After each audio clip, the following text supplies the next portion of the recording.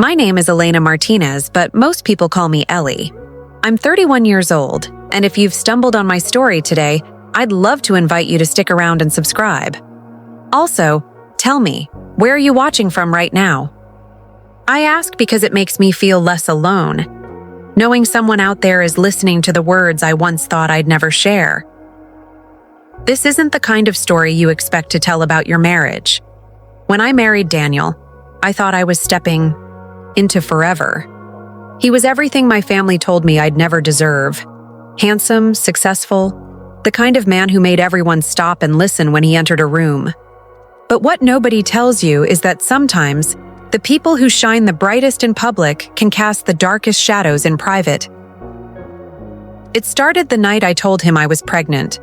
We were sitting at our kitchen table, the oak one Daniel insisted on buying because it looked like success. The same table where we'd signed mortgage papers and toasted to anniversaries. My hands were trembling as I held out the little white stick, its pink lines glowing like neon signs pointing toward the future. "Daniel," I whispered, "we're going to be parents." He didn't smile. He didn't even blink. He just stared at me, his jaw tightening until I thought his teeth might crack. "You're joking," he said flatly. "No," I shook my head, already feeling tears burn the corners of my eyes. "This is real. I went to the doctor today. I'm pregnant." And then came the words that would haunt me for months. "That's not my child." I laughed nervously at first, thinking he was making some kind of cruel joke. But the ice in his voice froze me solid. "What do you mean, not yours? Daniel, we've been together for 5 years, married for 3. Who else?" "Don't," he snapped, slamming his fist on the table. "Don't stand there and pretend you didn't do this to trap me. You've always been desperate, Ellie. Always wanting more than what you deserve." I couldn't breathe. My own husband, the man who held me through storms, who kissed my forehead every night, was calling me a liar. "A manipulator." "Daniel, it's yours," I whispered. "It's always been you.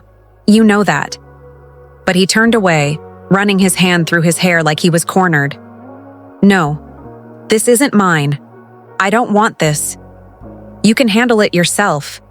That night, he slept in the guest room, and I lay awake, clutching my stomach, wondering if I was already failing as a mother before I'd even begun.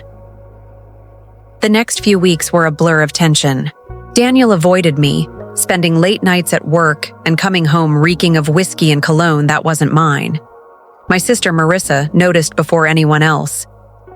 "Elena," she said one afternoon as we sat at my mother's kitchen counter, "he's cheating. I can smell it on him." I shook my head, refusing to believe it. "No, he's just scared. He'll come around." But Marissa leaned in, her eyes narrowing with that familiar mix of pity and smugness. "He's always been too good for you. Dad said it, remember? Men like Daniel don't stay with women like you." Her words stabbed deeper because they echoed my father's voice. My father, who never forgave me for not joining the family business. He always thought I wasted my potential, choosing love over power.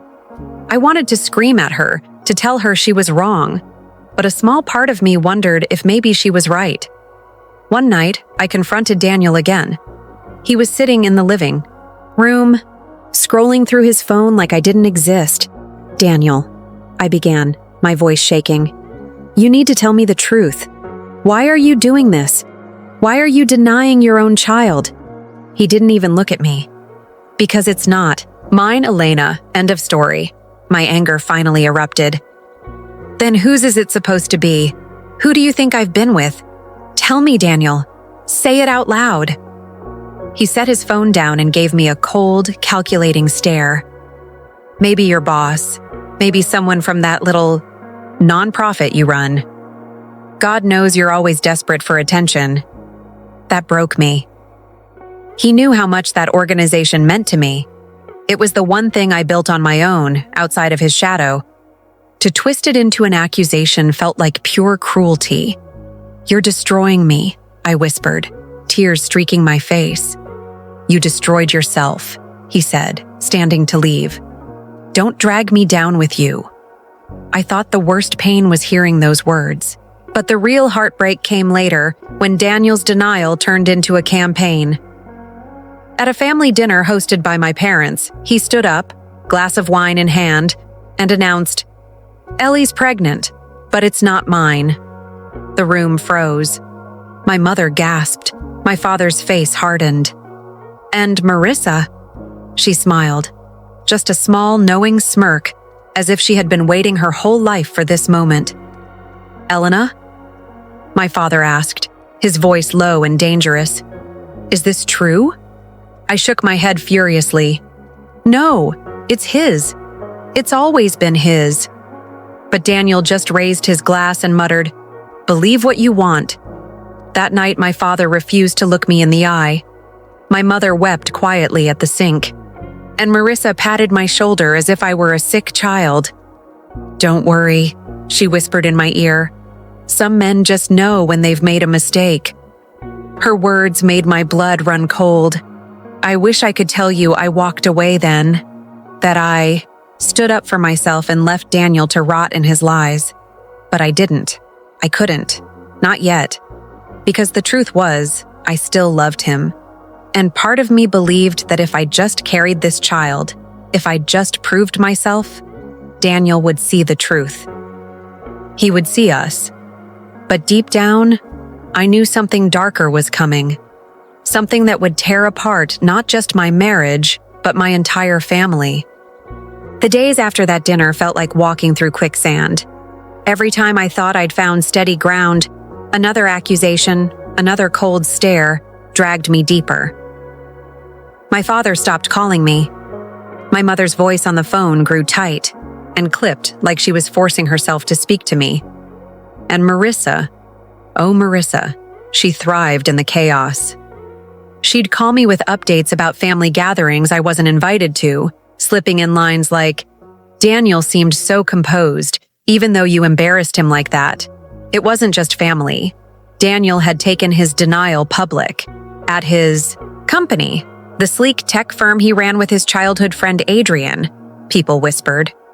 I knew because one of the junior associates, a sweet girl named Julia, came to me privately. "Elena?" she said nervously. "I don't know if I should be telling you this, but Daniel's been saying things at work about how you stepped out, about how the baby isn't his." I felt my knees buckle. "He's spreading this at work?" She nodded. Adrian tried to shut it down, but Daniel doesn't stop. That was Daniel, always more concerned with his image than the truth. One evening, I decided I couldn't let it fester anymore. I needed to confront him, properly, away from prying eyes. I waited until he stumbled in at midnight, smelling of bourbon. "Daniel," I said firmly, blocking the doorway to the bedroom. "We're not going to keep pretending this conversation doesn't matter. You're destroying me. You're destroying us." He rolled his eyes. "Us? There is no us if you keep lying." "I'm not lying," I screamed. "This is your child. Why can't you just accept that?" Something flickered in his eyes then. Not doubt, but fear. He looked at me like I'd cornered him, like my words were bullets. "I can't," he muttered, shaking his head. "I won't." I took a step, closer, lowering my voice. "Then what are you hiding, Daniel? Because this isn't about me. This is about you." He froze, his jaw tightening. But instead of answering, he brushed past me and locked himself in the guest room. I lay awake the rest of the night, replaying the look in his eyes. That wasn't the face of a man who thought he was being cheated. That was the face of a man hiding something. The weeks passed, my belly growing rounder, my loneliness heavier. The only solace I found was in my work at the nonprofit. But even there, shadows followed me. One afternoon, I overheard two volunteers whispering, "Did you hear? Elena's baby isn't even her husband's." God, how humiliating. I feel bad for her, but she brought it on herself. I wanted to scream, to defend myself, but instead I buried myself in paperwork. My pregnancy was supposed to be a celebration, a miracle. Instead, it was ammunition in Daniel's war against me. Marissa wasn't helping. She came over one night with a smug smile and a bottle of wine she knew I couldn't drink. "You look tired, Ellie," she said, glancing at my swollen belly. "Pregnancy isn't flattering on everyone." "Why are you here, Marissa?" I asked coldly. She smirked. "Just checking in, making sure you're not delusional. Daniel's a good man. Maybe too good for this circus you've created." I narrowed my eyes. "What do you mean, too good?" She shrugged innocently, but her eyes glimmered with something dangerous. "Let's just say some women wouldn't blame him if he found comfort elsewhere." Her words twisted like knives. Was she suggesting what I thought she was? That Daniel was cheating? Maybe even with her? I couldn't breathe. I couldn't speak. And Marissa, satisfied with the damage she'd caused, simply stood up, patted my shoulder, and left. The breaking point came at my 6-month checkup. Daniel had promised to come with me, but of course, he didn't. I sat alone in the sterile doctor's office, clutching my hands together until the doctor placed the ultrasound probe on my belly, and then I heard it, the heartbeat. Strong, steady, undeniable. Tears filled my eyes as I stared at the blurry image of the tiny human inside me. "That's your baby," the doctor said softly, smiling. "Healthy. Growing just right." For the first time in months, I felt hope. Proof. Maybe if Daniel saw this, heard this, he'd believe. I recorded the sound, tucked it carefully into my phone, and waited for him that night. When he came home, I stood in the living room, phone in hand. "Daniel, listen." I pressed play, and the sound of our baby's heartbeat filled the air. His face darkened. "Turn it off." I shook my head.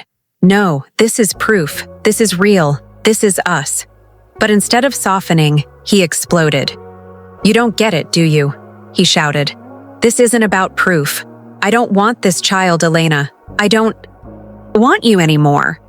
The words sliced me open. My phone slipped from my hands, the recording cutting off with a dull thud. And then, in the silence, he whispered something I'll never forget. "There's more you don't know. Things that would ruin everything if they came out." My blood went cold. "What things, Daniel? What are you hiding?" But he just shook his head, storming out of the house and slamming the door behind him. That night, as I lay awake, one thought consumed me. Daniel wasn't just denying the baby, he was protecting himself, and if I didn't uncover his secret soon, it might destroy not just my marriage, but my child's future. I couldn't get Daniel's words out of my head. "There's more you don't know. Things that would ruin everything if they came out." What could he possibly mean? What was worth destroying his marriage, his family, his unborn child over?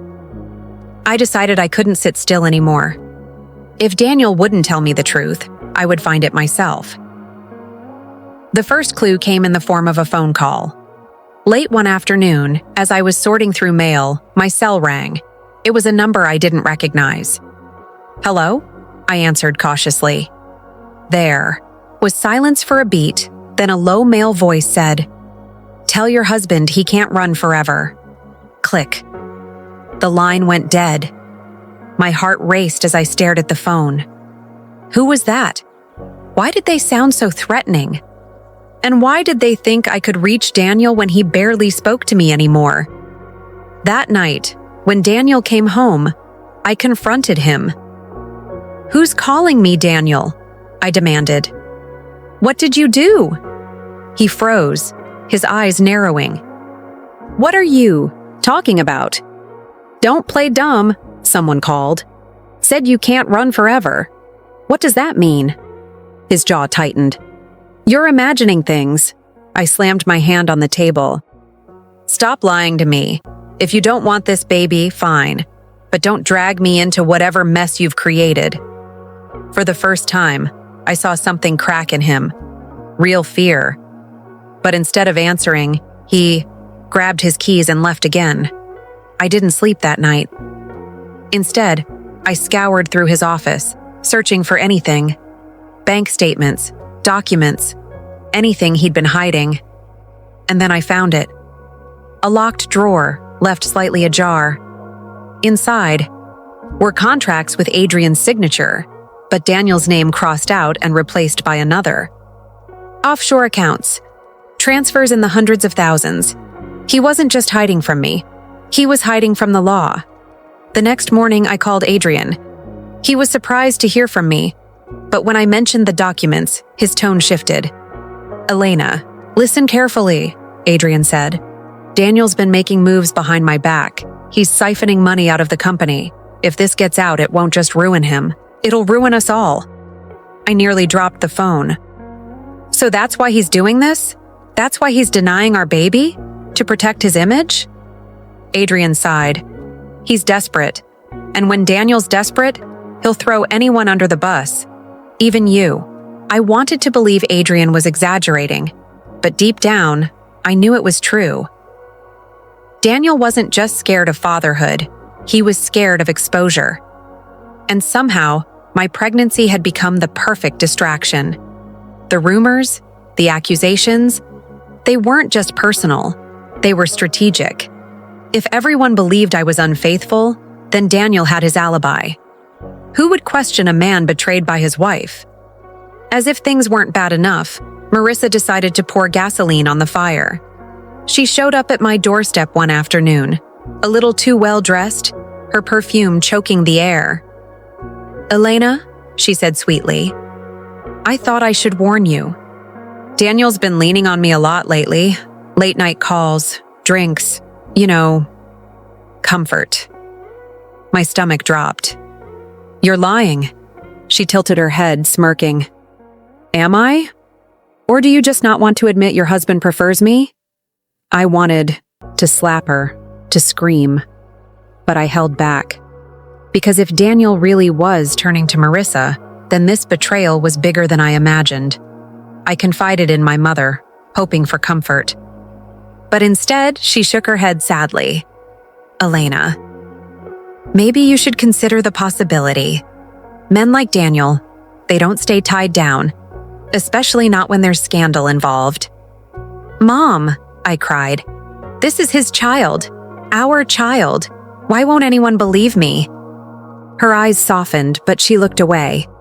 "Because you've always been the dreamer, Ellie, and dreamers sometimes see what they want, not what is." Her words gutted me. Even my mother thought I was delusional. The stress began taking a toll on me physically. Sleepless nights, constant nausea, headaches that wouldn't quit. At my next doctor's appointment, the physician frowned.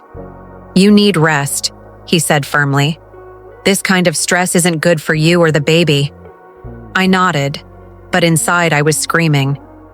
How can I rest when my whole world is crumbling? One evening, as I sat alone in the dimly lit living room, I found myself talking to my unborn child. "They don't believe in you," I whispered, rubbing my belly.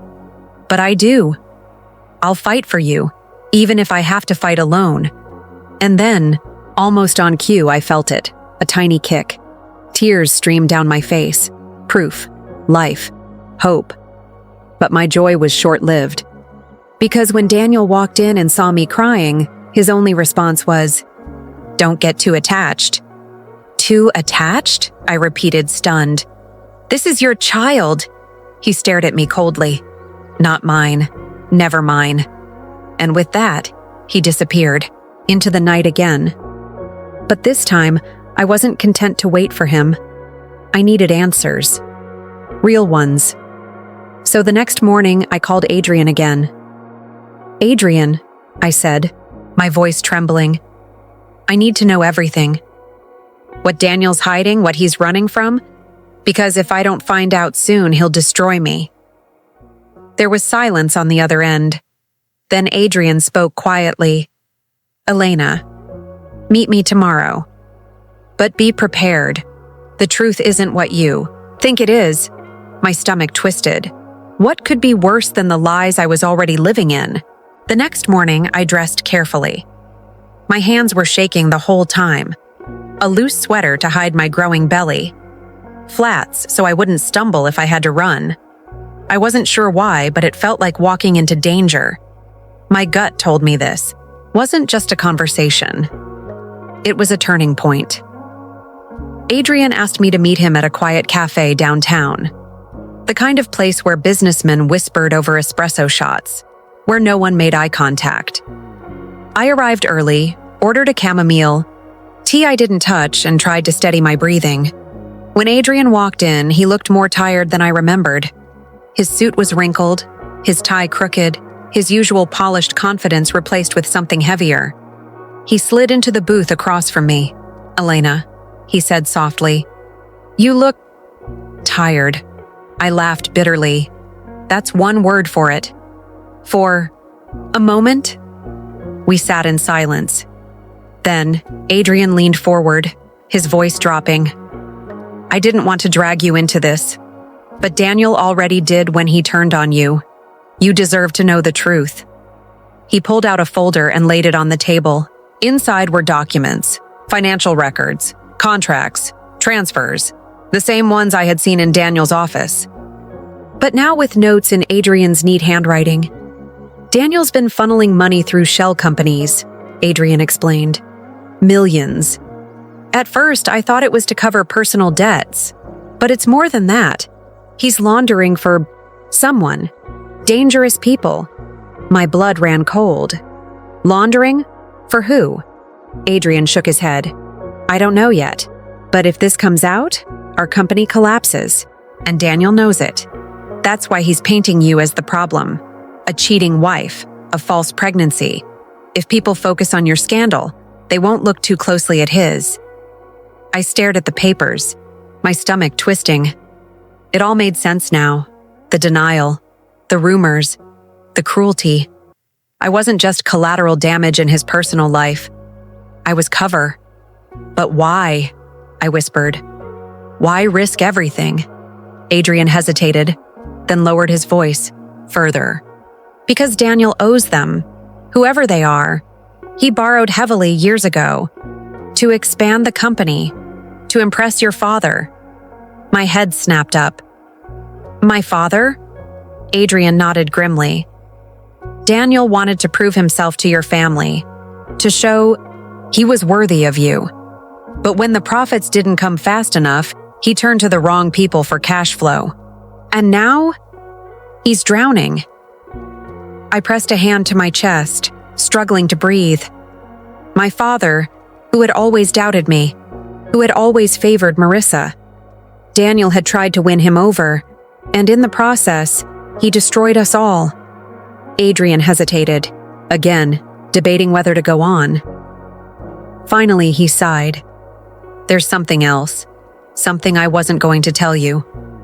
My stomach dropped. "What?"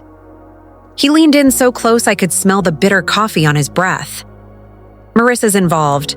The room tilted. "No," I whispered. "Not her." Adrian's eyes were steady. "Yes, I've seen them together.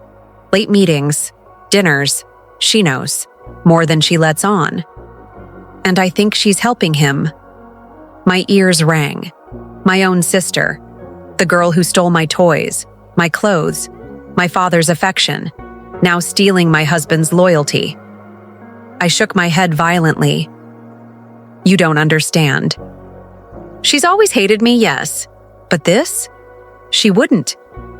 Even as I said it, I remembered her smirk, her perfume on Daniel's shirts, her cruel little comments. She would.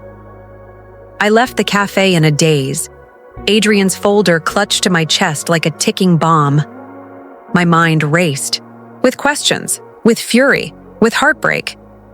That night, when Daniel finally came home, I was waiting. "We need to talk," I said, my voice sharper than I intended. He looked annoyed. "Now?" "Yes, now." I slapped the folder onto the counter. "I know about the money, the laundering, the debts, all of it." For a moment, his face went pale. Then he chuckled darkly, shaking his head. "Adrian, Of course, he always was too soft. "This isn't a game, Daniel," I shouted. "You're dragging me into this. You're destroying our child's future." "Our child?" he interrupted, sneering. "Still clinging to that fantasy?" The rage inside me spilled over. "Stop it. Stop pretending this isn't yours. You're not denying this baby because of me. You're denying it because you need a distraction. You need someone to blame while you dig yourself deeper into your mess." His jaw clenched. For the first time, he didn't have a comeback. I stepped closer, my hands trembling. "And Marissa?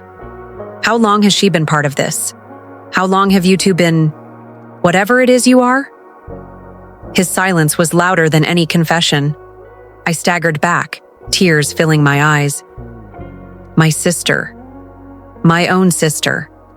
The fight escalated until Daniel stormed out, slamming the door so hard the walls shook. I crumpled to the floor, sobbing. But even through my tears, a strange calm settled over me. Because now I knew the truth, and knowing meant I could fight. The next morning, I went to my parents' house. My father barely glanced up from his newspaper. "Ellie," he said coldly, "why are you here?" I dropped the folder on the table. "Because your perfect son-in-law isn't who you think he is." He frowned, flipping through the documents. My mother hovered behind him, wringing her hands. "This is serious," my father muttered. "If this is true, Daniel could bring down the whole company. And if it's true," I added, "he's dragging Marissa down with him." At that, my father finally looked up, his eyes narrowing. "Marissa?" "Yes," I said, my voice cracking. "Your favorite, your golden child. She's not innocent in this. She's been helping him. While My throat closed, but I forced the words out. "While I carry his child alone." The silence was suffocating. My mother gasped softly. My father's jaw tightened, and from the doorway, I heard her voice. "Marissa." "Well," she said sweetly, stepping into the room. "I suppose it's time we stop pretending." Marissa walked into the room like it was her stage. Her heels clicked against the marble floor, her chin lifted high. She didn't even glance at me. Her eyes went straight to our father, who was still clutching Adrian's folder. "You should." "Put that down, Dad," she said smoothly. "Papers like those can be misleading." My father's eyes narrowed. "Is it true?" Marissa tilted her head, a small smile tugging at her lips. "That depends on what you mean by true." My mother gasped. "Marissa!" I stood, shaking with fury. "Stop playing games! You knew! You've been helping him, haven't you?" Finally, her gaze landed on me, cold and glittering. "Of course I've been helping him. Someone had to. Daniel is brilliant, but he's under pressure. And you? You've been nothing but an anchor around his neck." The words hit me harder than any slap. "I'm his wife," I shouted. "I'm carrying his child." Marissa laughed. The sound was so cruel it made my skin crawl. "Please, Elena, even if that baby exists, what makes you think it changes anything? Daniel doesn't want you. He never did." My father slammed the table with his fist. "Enough! Is what Elena says true? Are you involved in this mess?" For a moment, I thought I saw Marissa flinch, but then she straightened, her mask slipping back into place. "Yes, I've been helping Daniel manage the finances, because someone has to clean up the disaster he's made." "You're supposed to be loyal to this family," my father thundered. "Not to him." Marissa's lips twisted into a smirk. "This family never gave me loyalty. You made that clear years ago, when you decided Elena, Little Miss Perfect, was the one who'd inherit everything. I've had to fight for scraps my whole life. Daniel sees me. He respects me." My chest tightened. My nails dug into my palms. "Respects you? Is that what you call sneaking around behind my back? Destroying me just to feel important?" Her eyes flashed. "You never deserved him, or the company, or Father's trust. You float through life thinking you're the victim, when really, you've always been the chosen one. I just decided it was time to take what should have been mine. The room erupted. My mother tried to calm us down. My father barked questions.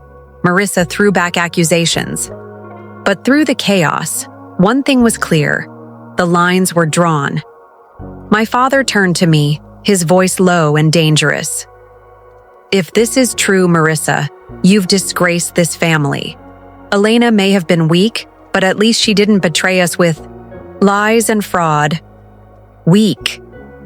The word stung, but I didn't have time to dwell on it. Marissa's face hardened. You'll regret choosing her over me. She spun on her heel and stormed out, leaving tension in her wake. That night, I lay awake in bed staring at the ceiling. My baby kicked for the first time, a tiny flutter so faint I almost thought I imagined it. Tears filled my eyes. I'll protect you, I whispered. No matter what it takes. But as the hours stretched on, doubt gnawed at me. How could I fight Daniel and Marissa? How could I prove the truth when they had more power, more influence, and then, almost as if the universe had heard me, my phone buzzed. It was a message from Adrian. Meet me tomorrow. I found something. The next day, Adrian slid another envelope across the table. This one was thinner, but heavier somehow, as if the paper carried the weight of an empire. What is it? I asked, my voice barely a whisper. Proof, Adrian said. Bank transfers, signed contracts, emails. Not just Daniel, but Marissa too. If this goes public, they're finished. I stared at the papers, my hands trembling. Then let's go public. Adrian's expression darkened. It's not that simple. If you expose this now, the company collapses. Hundreds of employees lose their jobs. Your family's reputation is ruined. You'll be painted as the bitter wife trying to ruin her husband. So, what do I do? My voice cracked. Sit back and watch them destroy me? Adrian leaned forward. No, you fight smarter. You let them think they're winning. And when the time is right, you strike. That night, Daniel came home earlier than usual. His tie was loose, his eyes bloodshot, his whole body tense. Where were you today? He asked immediately. Out, I said flatly. With who? I lifted my chin. You don't get to ask me that anymore. His jaw clenched, but he didn't press. Instead, he poured himself a drink, staring into the glass like it held all the answers. After a long silence, he finally spoke. Marissa told me you confronted her. Did she also tell you she confessed? I snapped. He downed the drink in one swallow. She's trying to protect me, that's all. Protect you? My laugh was bitter. She's helping you. Bury yourself. And when you go down, she'll make sure I'm dragged with you. For the first time, I saw doubt flicker across his face, but it vanished quickly, replaced with coldness. You'll regret choosing Adrian's side, he said, quietly, almost like a threat. Later that night, as I lay in bed alone, I thought about his words. Adrian's side, Marissa's side, Daniel's side. But what about my side? I placed my hand on my belly, feeling that faint flutter again. That was my answer. It wasn't just about me anymore. It was about protecting the tiny life inside me. About proving to Daniel, to Marissa, to my father, that I was stronger than all of them. I closed my eyes, a plan beginning to take shape. If they wanted war, I would give them one. The morning after Daniel's warning, I woke up with a fire inside me. For months I had been shrinking, hiding, letting the shame they painted on me dictate how I lived. But no more. The baby kicked again, stronger this time, as if reminding me, I wasn't fighting alone. I made myself a promise. I wouldn't let Daniel, Marissa, or anyone else decide my fate. The first step was to quietly build allies.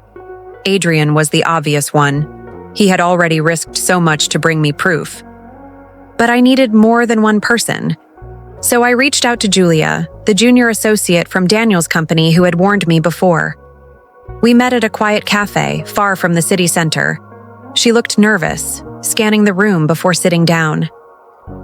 "Elena," she whispered, "if Daniel finds out I'm talking to you—" "He won't," I cut in gently. "I need your help. I need to know what people are saying at the firm." Julia hesitated, then leaned closer. "There are rumors. Investors are getting restless. Adrian's holding them together, but Daniel, he's unraveling. Marissa has been in the office a lot, whispering in his ear. It's like she's running things." A chill ran through me. Marissa wasn't just meddling, she was positioning herself. At home, the tension with Daniel grew unbearable. He still slept in the guest room, and when we spoke, it was only to argue. But something had shifted. He was paranoid now, watching me, asking where I went and who I saw. One night, he cornered me in the kitchen. "You think you're clever, don't you?" he said, his voice low. "Talking to Adrian, talking to Julia. I know what you're trying to do." I set down the glass of water I was holding. "And what am I trying to do, Daniel? Tell the truth? Expose the lies?" His eyes blazed. "You'll destroy everything.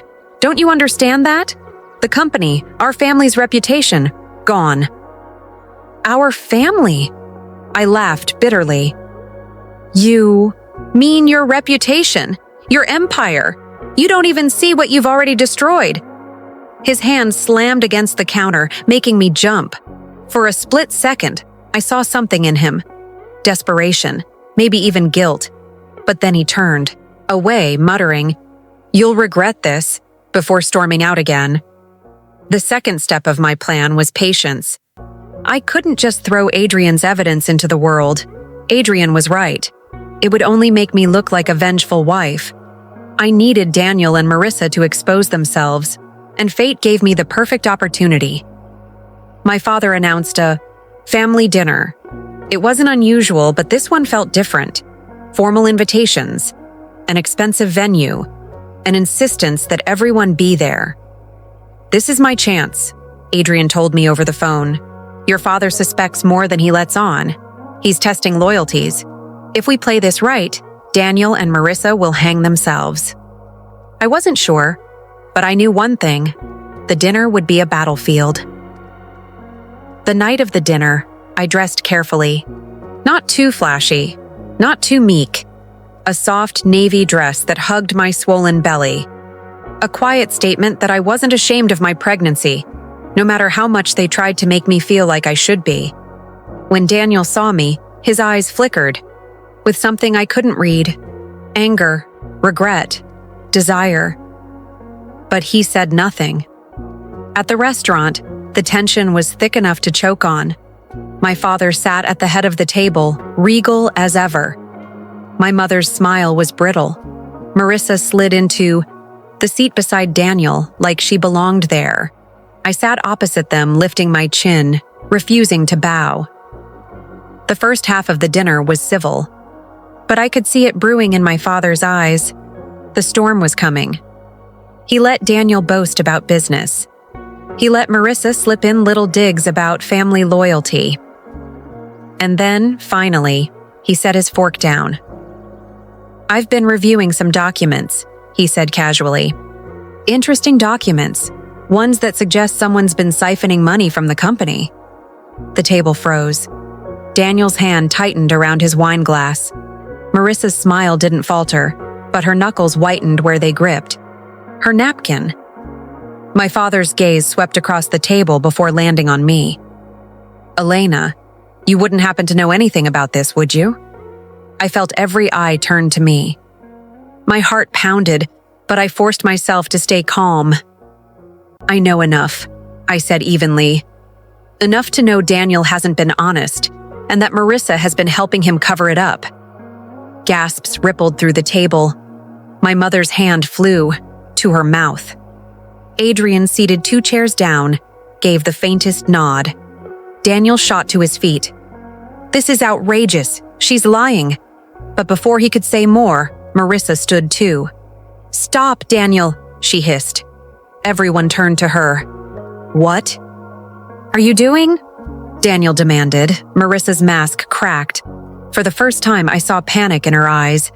"They have proof. We can't bluff our way out of this." Daniel's face went pale. I told you we could manage it," she snapped. "But you've been sloppy, and now she's got Adrian on her side." The table erupted into chaos. My father bellowed for silence. My mother sobbed. Daniel cursed under his breath. And me? I sat back, hand on my belly, letting it all unravel. For once, I didn't have to fight. They were destroying themselves. Afterward, my father pulled me aside. His face was stern, but his voice was softer than I'd expected. "You've done well," he said. "But this isn't over. Daniel and Marissa will come after you harder than ever now. You need to be ready." I nodded. "I'm ready." But as I walked out of that restaurant, Daniel's eyes locked on mine. They weren't the eyes of a man defeated. They were the eyes of a man plotting, and I knew then. The final battle hadn't even begun. The weeks after that dinner felt like walking a tightrope. Daniel and Marissa had been exposed but not destroyed. My father had forced them to back off, temporarily, but I knew they were regrouping, plotting their next move. Every time the phone rang, I half expected it to be some new threat. Every time Daniel came home, late and sour with whiskey on his breath, I braced myself for another fight. But then the contractions started. I woke in the middle of the night with a sharp pain that stole my breath. At first, I thought it was another bad dream. But then came another wave, stronger, undeniable. It was time. The hospital room was a blur of white walls and beeping machines. My mother rushed in first, holding my hand, whispering prayers. My father arrived shortly after, pacing like a caged lion. But Daniel? He wasn't there. He didn't even answer the phone.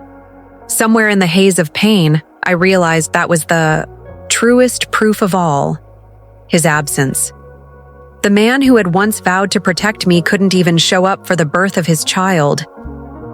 Hours later, with tears streaming down my face and my body breaking open, I brought my baby into the world. A boy. Tiny, perfect. And as soon as I saw him, my heart knew he was Daniel's son. The nurses placed him on my chest, his skin warm, his tiny fingers curling around mine. I wept, not just from exhaustion, but from the overwhelming truth of it. This child was the piece of me that Daniel could never deny. When my father leaned over to look, he froze. His voice cracked when he whispered, He looks just like him." My mother pressed a hand to her mouth. "Oh, Elena, no one can deny it now." I kissed my baby's soft forehead. "He doesn't need Daniel's acceptance," I murmured. "He has mine." But deep down, I knew this moment would change everything. Because the resemblance wasn't subtle, it was unmistakable, and Daniel wouldn't be able to run from it forever. 2 days later, Daniel finally showed up. He reeked of cologne and desperation, his suit wrinkled, his tie askew. He didn't even greet me. His eyes went straight to the baby, and when he saw him, his face drained of color. Daniel stammered. "He looks just like you," I said coldly. Silence stretched between us. For the first time in months, Daniel had no words, no excuses, no denials, just the truth, staring him in the face. I shifted the baby in my arms, holding him tighter. "This is your son, Daniel. You tried to erase him. You tried to erase me. But here we are." He took a step closer, almost reaching out, then stopped. His eyes flicked to my father, who stood guard in the corner of the room like a sentinel. "You've ruined me," Daniel whispered. "No," I said firmly. "You ruined yourself. All I did was survive." The fallout came swiftly. My father used Adrian's evidence to strip Daniel of his position in the company. Marissa tried to fight back, but without Daniel's support, she crumbled. They both disappeared from the business world, swallowed by scandal. And me? I focused on my baby. Every night, I rocked him to sleep, staring at his tiny face, Daniel's jawline, my eyes, and reminded myself of the lesson I had learned the hard way. Sometimes survival itself is victory. But there was more than survival. There was transformation. 6 months later, I stood at the head of the nonprofit I had once quietly worked for. My father had helped me expand it, using his influence to open doors. But it was my vision that carried it forward. We launched programs for single mothers, for women abandoned like I had been, for children born into chaos but destined for more. I wasn't just Elena, the broken wife. I was Elena, the survivor. Elena, the mother. Elena, the leader.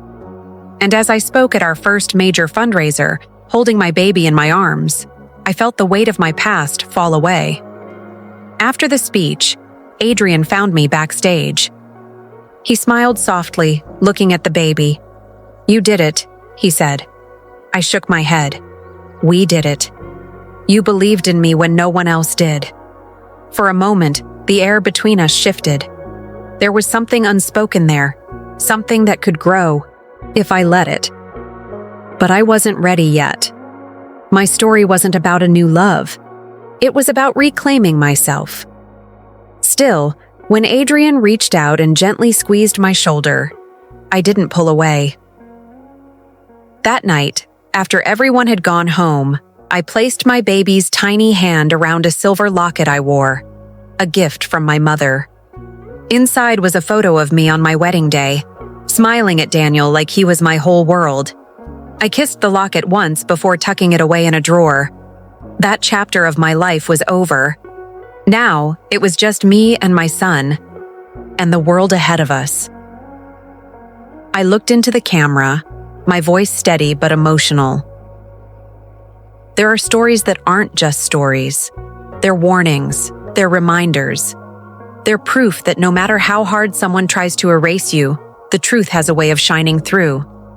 My son is that truth, and he will always remind me that even in betrayal, even in rejection, we can rise. So, if you've ever felt abandoned, if you've ever been denied, remember this: survival is power, and love, even the smallest kind, can rebuild a life. I paused, smiling softly. Thank you for listening to my story. Don't forget to subscribe. And tell me, where are you watching from?